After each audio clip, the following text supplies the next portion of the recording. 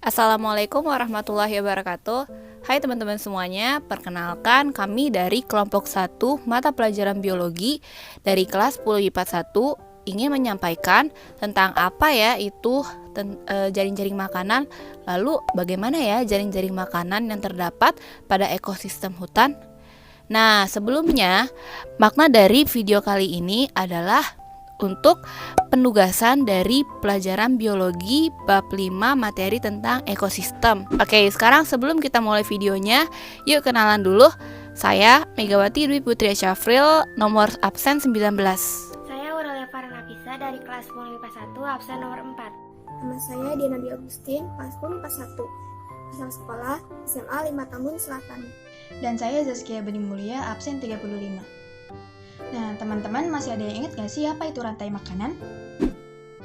Ya, rantai makanan adalah urutan proses memakan dan dimakan antar makhluk hidup di dalam suatu ekosistem. Nah, di dalam rantai makanan tersebut terdapat beberapa peran antara lain produsen, konsumen, dan juga dekomposer atau pengurai.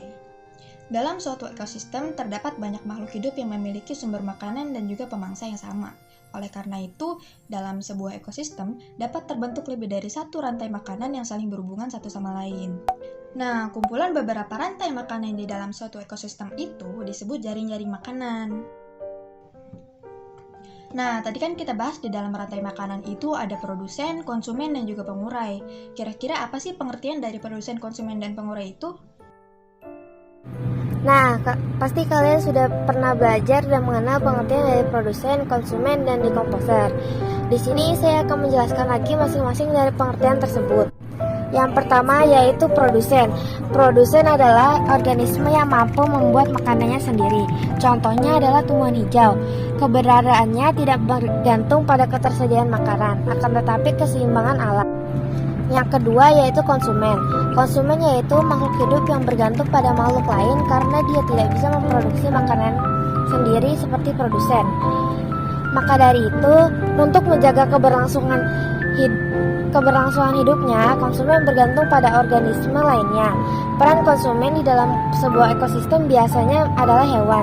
Konsumen memiliki beberapa tingkatan, diantaranya yang pertama, konsumen pertama atau yang biasa disebut dengan primer. Konsumen 1 merupakan pemakan produsen atau tumbuhan dan biasanya disebut dengan konsumen herbivora. Contohnya seperti tikus, kelinci, kambing. Yang kedua, konsumen sekunder. Organisme yang sumber makanannya dari tingkat trofik sebelumnya atau trofik kedua. Tingkatan ini diisi oleh hewan-hewan karnivora yang masih bisa dimangsa oleh hewan lain. Contohnya adalah serigala, kucing hutan, dan burung hantu. Yang terakhir yaitu konsumen tersier. Konsumen ini merupakan pemakan konsumen kedua dan seterusnya hingga konsumen yang terakhir yang disebut dengan konsumen puncak. Biasanya konsumen puncak merupakan hewan yang tidak bisa dimakan oleh hewan lainnya, contohnya singa dan elang. Yang ketiga yaitu dekomposer atau pengurai. Pengurai adalah organisme terakhir dalam rantai makanan. Karena pengurai merupakan organisme yang mampu merubah zat organik menjadi zat anorganik. Pengurai mengurai bangkai atau tumbuhan yang sudah mati lalu mengembalikan nutrisinya ke dalam tanah yang akan digunakan tanaman untuk berfotosintesis. Disinilah siklus dari rantai makanan dimulai lagi. Berikut ini adalah contoh jaring-jaring makanan yang ada di hutan.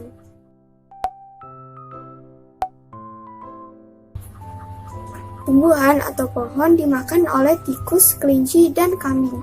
Kemudian tikus dimakan oleh burung hantu dan kucing hutan.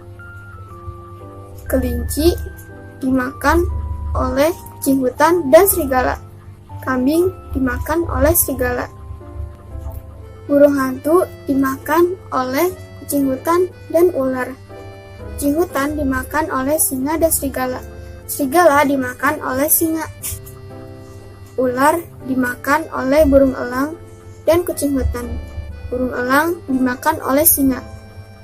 Dan jika singa mati, ia akan dimakan oleh bakteri pengurai.